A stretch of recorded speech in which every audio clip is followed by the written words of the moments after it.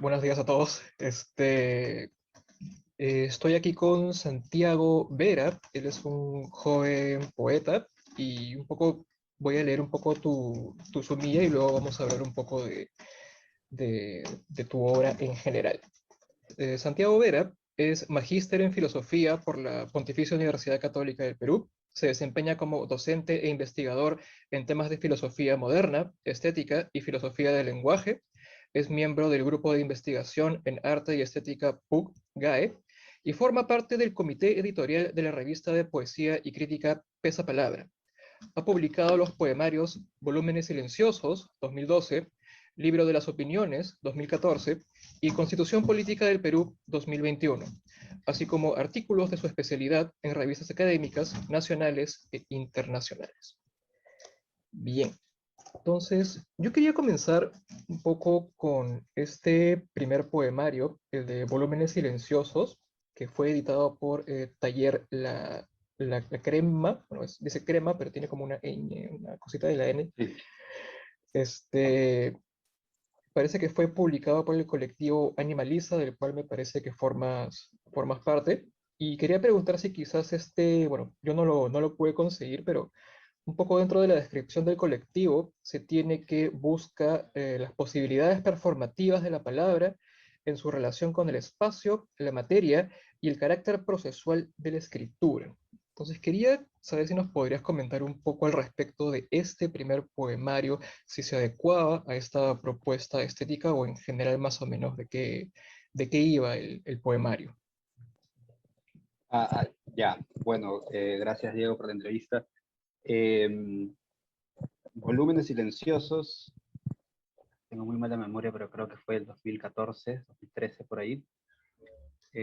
No fue publicado con Animaliza, yo formaba parte del colectivo, ahora el colectivo está medio como en stand-by,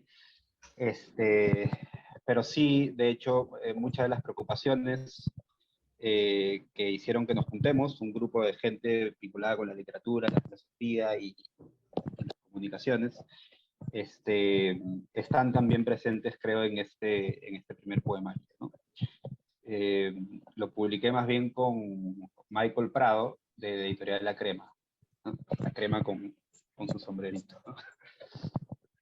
Eh, bueno, yo no considero que sea realmente un poemario, es un poema desplegable, que juega con un poco los signos de puntuación, eh, se materializan de forma contundente, de manera que ocupen un lugar protagónico en la página.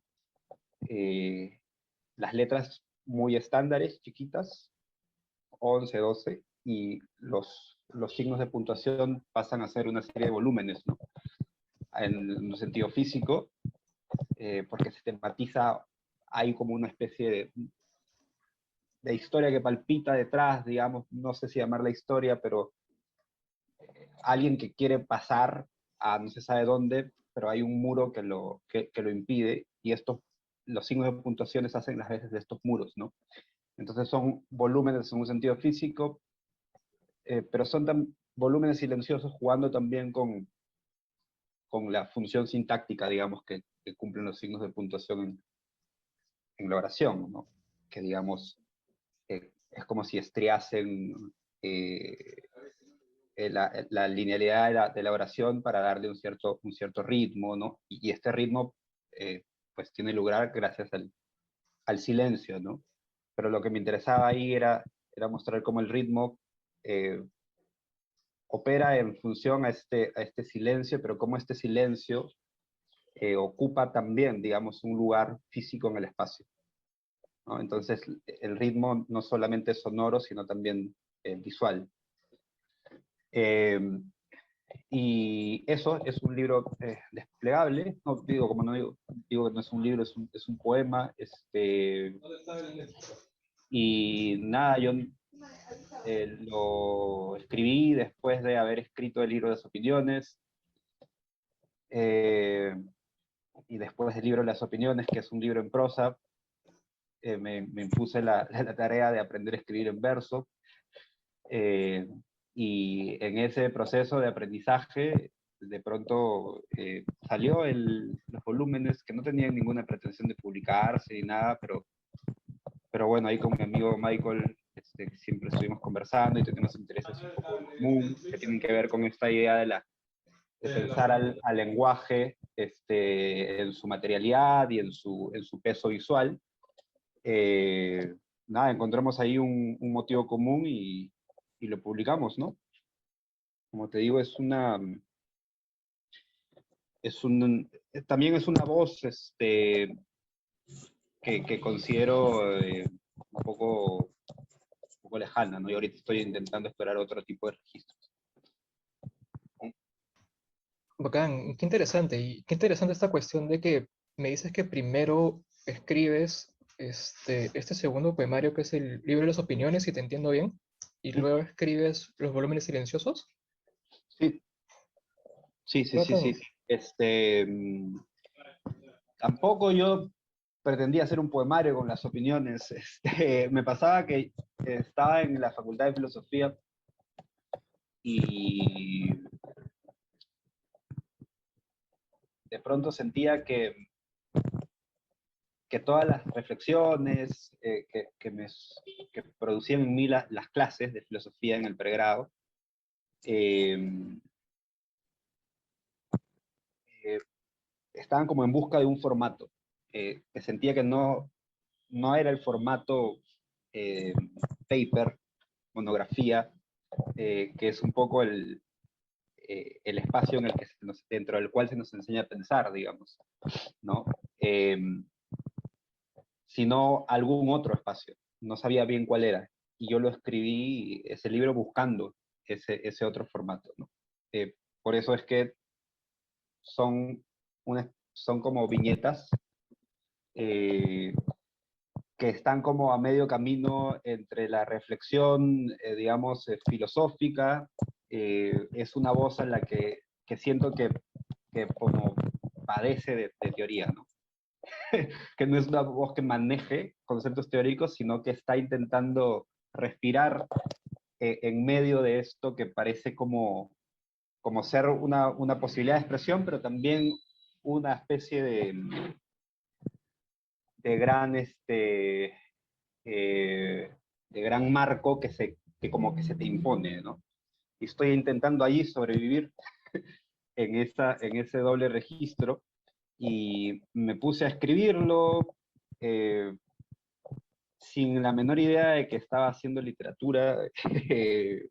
Escribí como un poco frenéticamente entre, digamos, unos 2 años y medio de escritura frenética, eh, muy apurado también, y creo que eso a la distancia lo puedo ver en algunos poemas.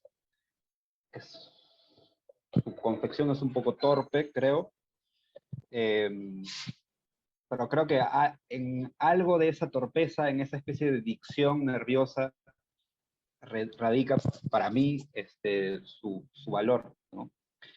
Eh, y, y eso fui escribiendo, escribiendo y acumulando textos que además me pasaba que los escribía en la compu y luego los imprimía.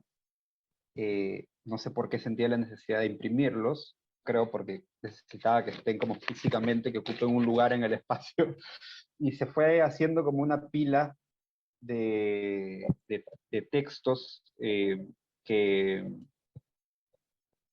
que se me hizo como muy, no sé, muy elocuente el hecho de que palabras eh, que tienen como esta especie de textura como gaseosa, ¿no? Esta típica oposición entre el que dice y el que hace, ¿no? El que dice, dice para el viento finalmente, ¿no? Y el que hace es capaz de hacer de su lenguaje un espacio, digamos, ¿no? Entonces, esta especie de tensión, como digo, se me hizo elocuente, eh, que estas sean palabras que finalmente tengan un peso, ocupen un lugar en el espacio. De hecho, me compré una balanza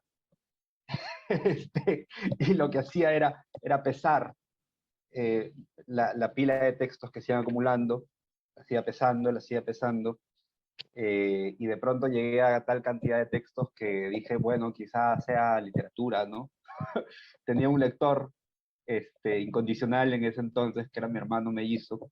Le escribía y le pasaba, le escribía y le pasaba, y él me fue dando un poco de ánimos, convenciéndome de que quizás sí tenga algún valor literario.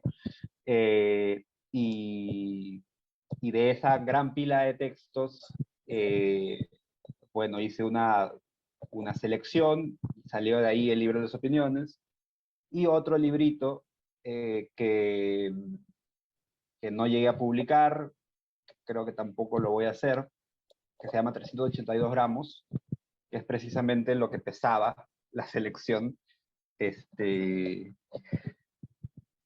estos poemas que son más bien en verso, ¿no? Como digo, ahí yo estaba aprendiendo a escribir en verso. Eh, y ha sido un aprendizaje largo que creo que ha llegado más mal que bien, digamos, a un puerto, ya con este otro libro de la Constitución, ¿no? Donde trabajo mucho el espaciado del verso, ¿no? Eso es algo que me ha interesado aprender también en este libro. Sí, eso.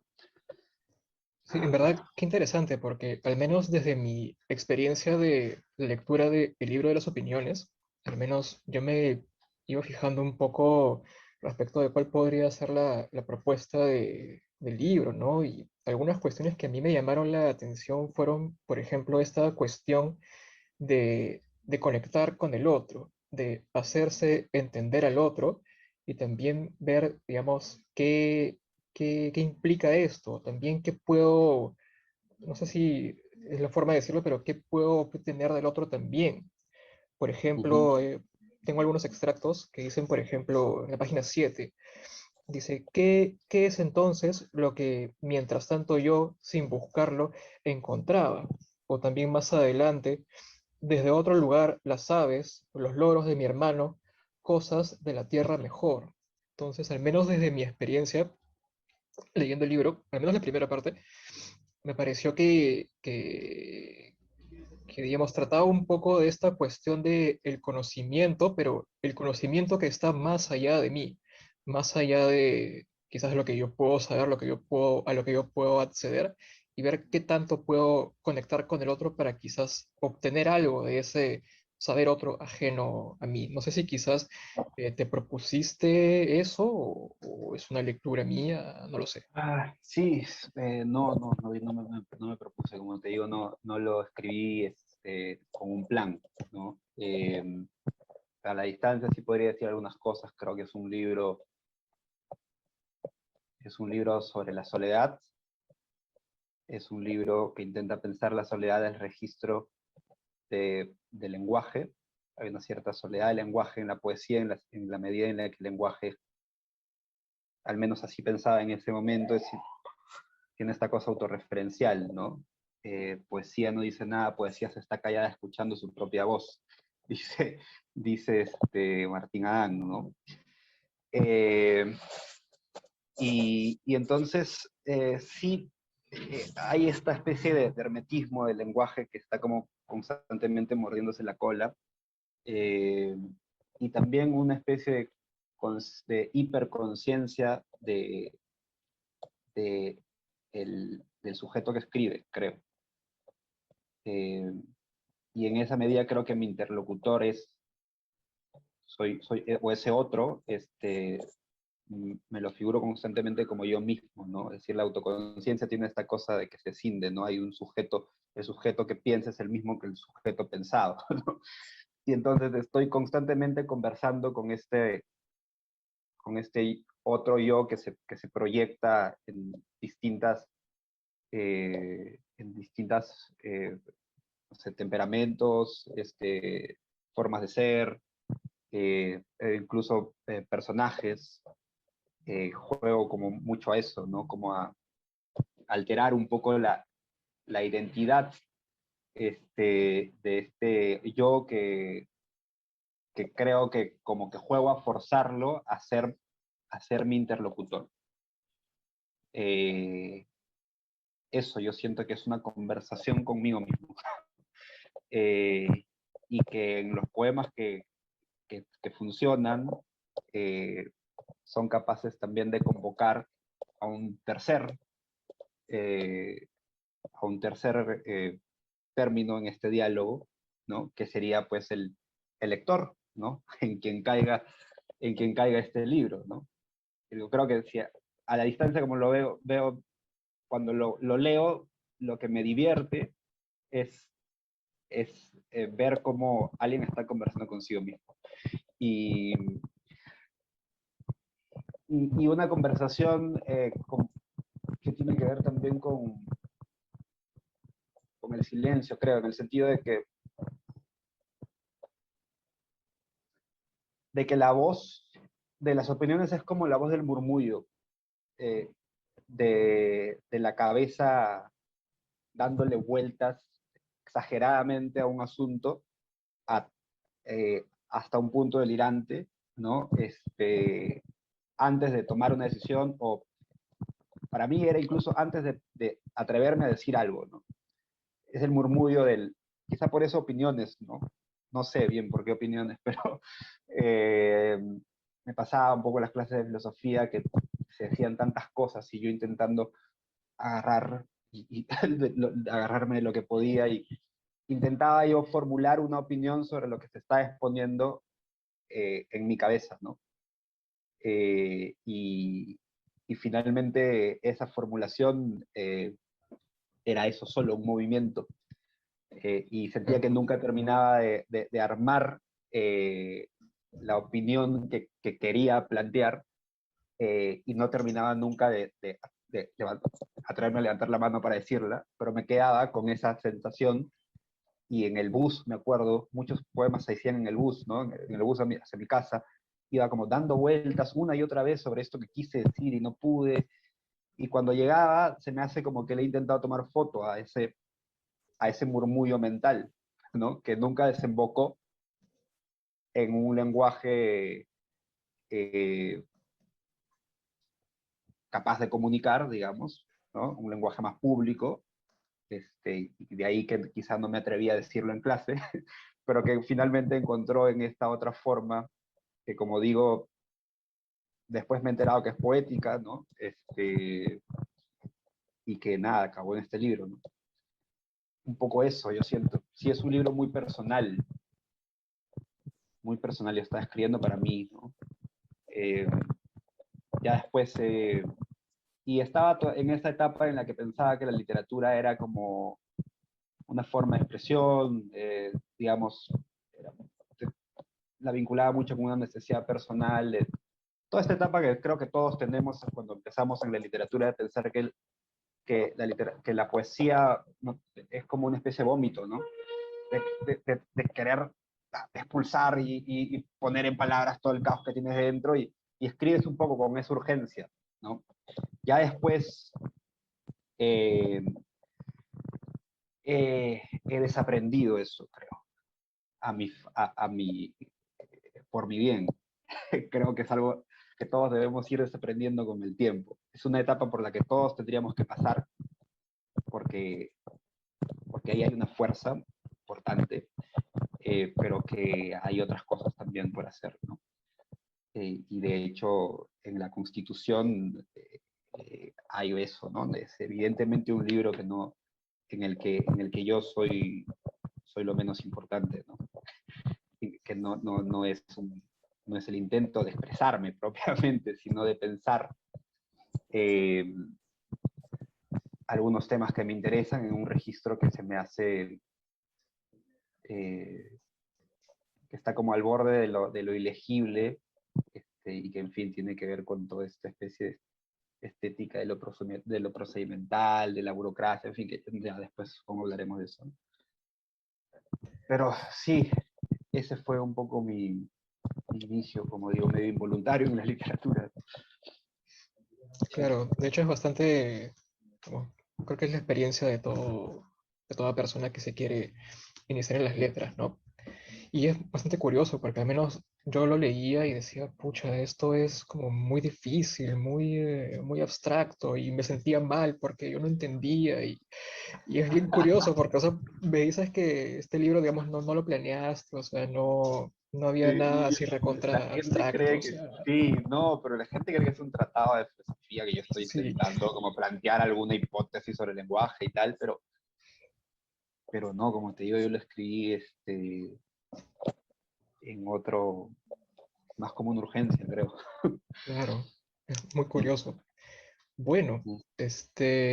quería ya empezar a hablar un poco de la Constitución Política del Perú, que es, de hecho, me parece el poemario por el que, no sé si de repente el que más se te reconoce, pero al menos es al menos como libro objeto, el libro es bastante bonito, ¿no? Y tiene digamos, tiene una edición, me parece, bastante cuidada y también quería empezar un poco por eso, porque eh, digamos, cuando uno piensa en en la Constitución, digamos, piensa en estas cuestiones, un poco en la forma, piensa, por ejemplo, en estas típicas constituciones que son como para estudiantes o que están en papel periódico o que son estas ediciones así bien chiquititas tipo de bolsillo. De bolsillo, sí, escolar y eso, sí. Ajá. Pero en este caso, o sea, es un libro bien cuidado, está encuadernado y digamos, quería empezar un poco por eso, o sea, quería saber si esta edición fue planeada de ese modo, quizás para distinguirse un poco del conjunto de constituciones que tenemos, o si fue por otra cosa, no lo sé. ¿A qué se debió, digamos, la composición formal del Composición libro como formal tal? del libro, la composición ha sido obra de La Balanza, ¿no? Que es la editorial con la que yo he trabajado, dirigida por Luis Alberto Castillo. Y bueno, el diseño de la portada y, y los temas del tipo de letra y, en fin, el espaciado también un poco como diagramamos el poema en la página y todo esto estuvo a cargo de Romanet Silva, ¿no? Eh, claro, tuvimos discusiones sobre cuál sería el mejor formato. Eh, Aparecía la posibilidad que tú comentas, ¿no? De jugar un poco a darle esa ligereza al libro propio de las ediciones de bolsillo, ¿no? Textos que van de mano en mano, eh, con los que, por ejemplo, no sé, los, los escolares aprenden de cívica en sus cursos de OVE, ¿no? Todo este rollo que me parecía que tenía que era una posibilidad, ¿no? Pero finalmente nos decidimos por esto, otro, que creo que apostó por la solidez de la voz, ¿no? Que está detrás de un texto como la Constitución. Creo que esa factura como vertical de la voz y de toda la retórica de este nosotros, que es finalmente el sujeto que está detrás de la Constitución, ¿no? Y que es un nosotros que no sabemos, que se disfraza de anonimato, ¿no? Como para eh, potenciar su voz. Bien, ¿no? Yo digo que es una especie de voz que se arroga el derecho a hablar por todos, ¿no? Entonces hay esta especie de fuerza, de peso en la voz de la Constitución que se tradujo materialmente en este libro rojo, una especie de ladrillo, ¿no? Con tapa dura, eh, que tiene como una contundencia, ¿no? Y eh, y que también se evidencia en los títulos, por ejemplo, ¿no? Que son como también con una tipografía Son muy que ocupa grandes. una buena parte en el espacio de la página, ¿no? Son grandes. Sí, de hecho, estuvimos conversando bastante sobre elegir el tipo de letra fue todo un tema, ¿no? Beto, además, el director de La Balanza, está muy vinculado está sacando, pues, bueno, su editorial acaba de sacar un libro hecho a imprenta, manual, y entonces tiene mucha conciencia tipográfica, ¿no? Piensa a las letras como cuerpo, ¿no? Recuerdo, me comentaba cuando, cuando estábamos por elegir el título, me decía, mírale la pierna a la R, me decía. En el título uno dice la persona y de la sociedad, mira esa pierna de la R y dime si no te seduce. Decía, bueno, con argumentos de ese tipo yo no tengo más que conceder. Claro, adelante, adelante, ¿no? Pero así como te digo, ahí los principales responsables son Beto y Roma, ¿no? Sí.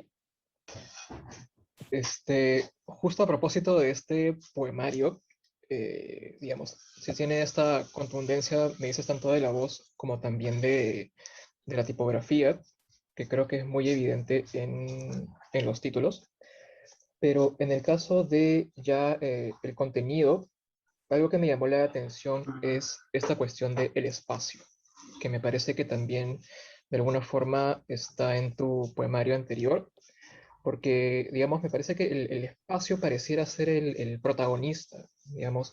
Tenemos, por ejemplo, los versos, pero creo que Ajá. lo que más llama la atención es el espacio. De hecho, hay hay una parte muy particular que es justamente el capítulo 11 de la Defensoría del Pueblo, que me parece que es el que, no sé si de repente es el que tiene más importancia, porque me parece que es el capítulo más extenso del poemario, pero Mm. justamente porque ocupa espacio.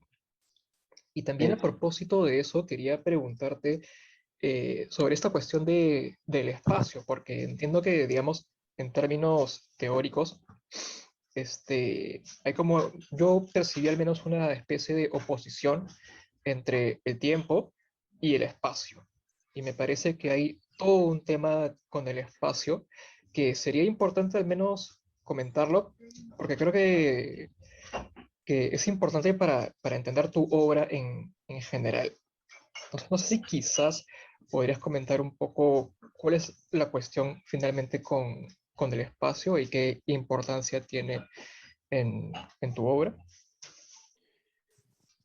Ya tocas un tema que me da como en la fibra, porque yo acabo de terminar una tesis de maestría en filosofía sobre el concepto de espacio en Hegel, y que se titula eh, una, una, es una frase de Derrida que le sirve para describir aspectos de la teoría del signo hegeliana, y que es lo que habría querido decir el espacio es el tiempo. Eh, yo he escrito toda esa tesis para intentar explicarme qué quiere decir eso, ¿no? Entonces, nada, se abren muchas cosas ahí, pero yo, a ver, en términos conceptuales no me quiero poner tampoco tan denso, pero yo diría que para mí la relación de la poesía con el espacio tiene que ver con que eh, la poesía intenta como hacer sentido en ese momento el lenguaje que está compuesto por signos en estado de coexistencia, ¿no? Eh, como la cantera de signos, ¿no? Entonces, siento que el momento del poema es ese momento en el que el lenguaje se repliega desde su función comunicativa, que tiende a concatenar signos bajo una determinada sintaxis, ¿no? Bajo una, digamos, una sintaxis organizada bajo un tipo de linealidad, si quiere, y en ese sentido hablamos de sucesión de tiempo, ¿no? A mí se me hace que la poesía intenta como descomponer esa línea en sus puntos constituyentes, y en ese sentido repliega la temporalidad a esta especie de gran cantera o espacio de coexistencia, y empezar ahí a probar, a, a explorar, digamos, formas de legibilidad alternativas a la de la sintaxis más lineal y más eh, y oficial, ¿no? Entonces, por un lado, te hablaría de esa especie de repliegue, ¿no? Ahora sí, ya bacán. Este, ya, por un lado eso, ¿no? Y después en el libro El Espacio Eh, a ver, no sé. Yo probé muchos espaciados en el proceso de edición. Fue algo muy importante para mí. De hecho, en las primeras ediciones, de hecho, el libro que fue ganador del concurso del Ministerio de Cultura y por el que se financió, no tenía este espaciado, no era el espaciado convencional, un poco tiraba a la izquierda, etcétera. Pero en conversaciones con Beto sí convenimos que había que explorar eso, ¿no? Había hacer que el poema como que respire en la página.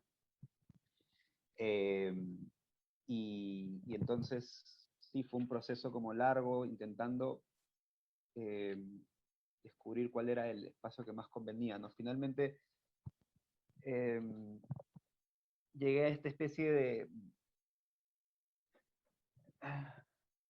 de formato que tiene que ver con como se me hacen que son como sentencias y desarrollos, que es un poco la manera en la que está diagramado el texto de la Constitución, ¿no? Artículo y el bloque del desarrollo, pero el artículo como separado, ¿no? Entonces, si te das cuenta, es un poco así, general, ¿no? Este, son como bloques de texto, no sé, bueno, no sé si vale la pena mostrarlo, pero son, por ejemplo, ¿no? No sé si se ve ahorita. Ajá, sí se ve. Pero, bueno, ¿no? Es como una afirmación, casi como bajo la forma de la sentencia, hacia la izquierda, y después todo el desarrollo en un bloque eh, al costado, ¿no? Entonces, eso, por un lado, ¿no? Creo que era una forma de expresar espacialmente esta cosa como vocación de sentencia, como digo, propia del libro, ¿no? Eh, bueno, esto no tiene que ver propiamente con el espacio, pero bueno, sí es una forma en la que el espacio se traduce en la temporalidad del sonido también, ¿no? Que tiene que ver con los encabalgamientos, ¿no? O sea, eh, frases que a nivel del significado deberían hacer una sola línea, de pronto se, se cortan, ¿no? Y generan un ritmo de lectura que no es acorde con el sentido de la frase y que le da entonces una especie de ilegibilidad, una ruptura que a mí además me interesa enfatizar en el momento de la lectura, ¿no? Entonces, esa es también una manera en la que el espaciado termina condicionando el ritmo que tiene que ver con, como digo, más con el sonido, que es tiempo, ¿no? Eh, y después sobre lo que comentas de el capítulo 11, ¿no? De la Defensoría del Pueblo. Eh, ya ese es un capítulo que me costó escribir un montón, fue el último que escribí, y lo interesante es que me costó escribir como no tanto por falta de inspiración, digamos, sino por el condicionamiento técnico que yo me había propuesto, que es el de usar solo las palabras del capítulo que estoy trabajando, ¿no? O sea, derivaba algunas palabras, ¿no? Pero me movía bajo esa restricción, ¿no? Entonces, en el capítulo 11, si ustedes revisan, el de la Defensoría del Pueblo es el más cortito. Entonces, creo que es un párrafo. Deben ser como, qué sé yo, 70 palabras máximo. Y todas palabras muy poco eh, como secas, un poco duras. Y entonces, este capítulo para mí era importante además porque se me hacía que después me fui dando cuenta de que había como una historia que palpitaba a lo largo del texto, que yo lo pienso algo así como el rumor de una huelga, ¿no?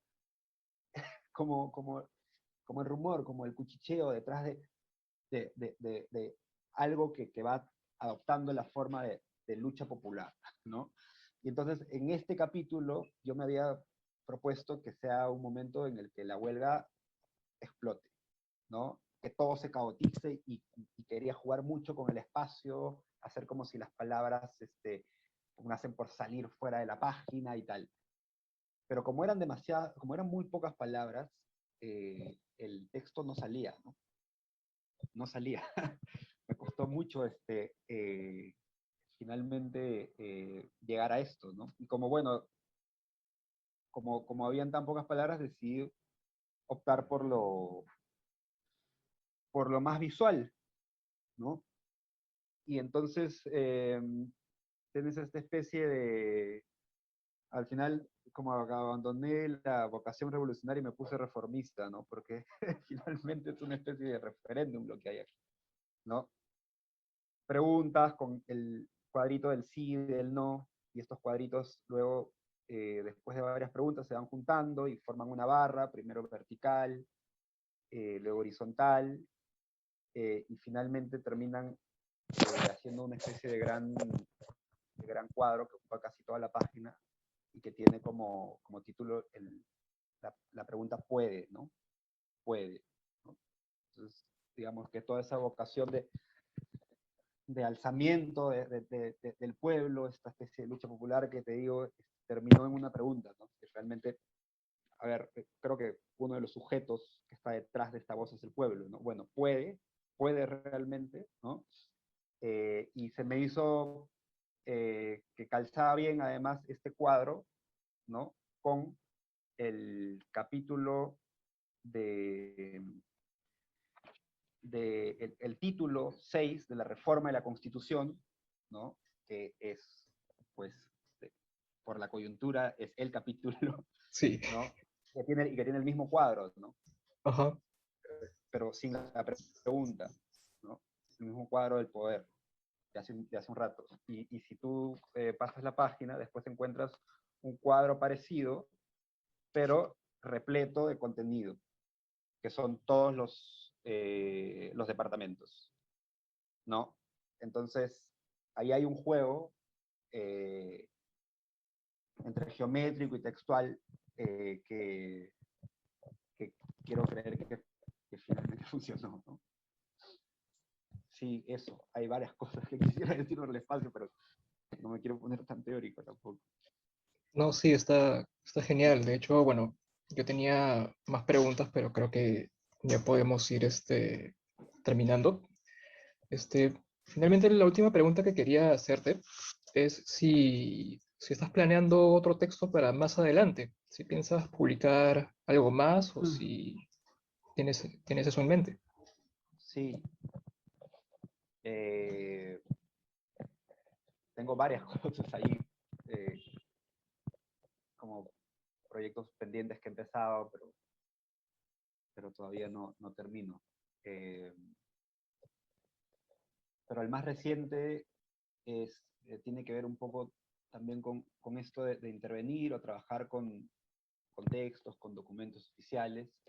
Eh, Uno se pone a explorar ahí, encuentra documentos que son riquísimos, ¿no? Como para intervenir y hacerlos decir cosas que no se imaginaban que podrían decir, como, por ejemplo, si ustedes van a la página web del Congreso, van a encontrar eh, todos los mensajes a la nación de todos nuestros presidentes, desde Rivagüero hasta Castillo. O sea, hay un documento súper rico, ¿no? Entonces, digo, estoy trabajando con las últimas frases de cada mensaje presidencial, los mensajes inaugurales, ¿no? No los que se dan cada año, sino los mensajes que se dan cuando en la asunción del manto. Y hacer una especie de declamación coral, eh, juntando estas últimas frases, poniendo una frase por página, eh, y bueno, trabajándolo también visualmente, estoy pensando que quizá sería bueno que las frases no aparezcan en el formato estándar de Word, sino con caligrafía de niños, que después se convertirían en frases ya más estandarizadas, tipo Word, en fin, con una lógica ahí que estoy todavía trabajando, y eso sería como lo más inmediato, pero que salga como a fin de año o a inicios del próximo año. Y bueno, después varias otras cosas. eh, que espero salgan pronto a la luz. O no tan pronto, en verdad. Me gusta que maduren con paciencia los proyectos. Sí, creo que eso. Muy bien. Bueno, en verdad, qué interesante tu propuesta y nada, esperemos a ver qué sale. En todo caso, Sí, yo, hablamos.